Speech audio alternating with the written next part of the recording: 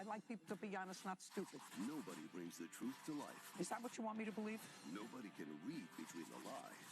I'm 5'9", and I have a body like Christy Brinkley. Do you believe that? Like Judge Judy.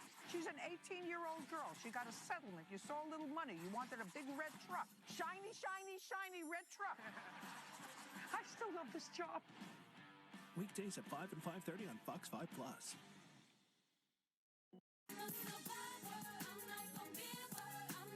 10:41 is the time right now. Breast Cancer Awareness Month is over, but we're continuing to bring attention to the importance of women getting their yearly mammogram checkup. Former BET Teen Summit and MTV host Ananda Lewis stunned a lot of people when she revealed on social media that she had been diagnosed with stage 3 breast cancer last month.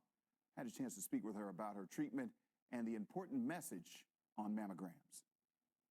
We're joined now by a legend in the broadcasting world, from BET Summit to MTV to TLC to she's actually building things, hands-on building things. But so we're talking about Ananda Lewis. She had her own talk show as well. Can't leave that out. That was a huge deal. But this time around, we're talking about something that's really, really serious and really important. We're talking about breast cancer because Ananda, first of all, good to see you. Good to see you. Good to see you too, Wisdom. Good morning. Good morning. All right. So you made an announcement on social media at the beginning of this month about your breast cancer diagnosis.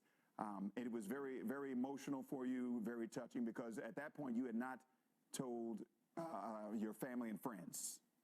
Most of them. Most of them. There were a lot of people who are close to me that didn't know. There were very few people in my kind of core circle that didn't. Right. Why did you decide to do that on social media at that time?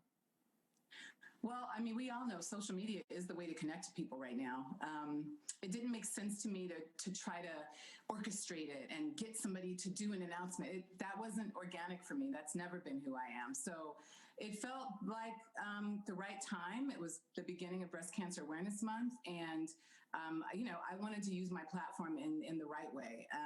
I made a mistake with not getting mammograms. I felt like it was an important thing to share with other women so that, they wouldn't make the same mistake. Bottom line, you're telling women to go get checked.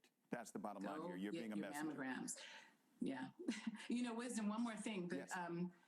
The whole COVID lockdown made a huge difference in my health. And I'm sure that's true for a lot of people. I think it's a lot of the reason why some women have been putting off their mammograms as well. I mean, things aren't open. You can't do what we used to be able to do, and then when you do it, there's a whole risk factor that we believe and goes through our minds and we want to avoid. And all that is valid. For me, I was doing really well handling this with the natural and alternative protocols, which doesn't just mean supplements. It means a whole lot of things other than that. It just doesn't mean standard conventional treatment for me. I was doing a great job with that for almost 2 years. I got diagnosed in January 2019, and then January 2020 is when COVID happened, the lockdown happened, and that's when I stopped being able to get all of my treatments that I was going out for, hyperbarics and vitamin C IVs and all the stuff I was doing. And during that 4 months is when my condition got worse. And that's when I got really serious about kind of shifting gears, taking a more integrative approach. And for me, I was able to kind of watch myself go through that and say, yeah, it's as stubborn as I said I was. It's important to be able to observe yourself and say, am I being too stubborn right now? I didn't want to be like, a dog with the bone about alternative and only do. I'm open to what all of medicine has to offer to help me, right? And it took me seeing things go the opposite direction for me to decide I needed to do something more.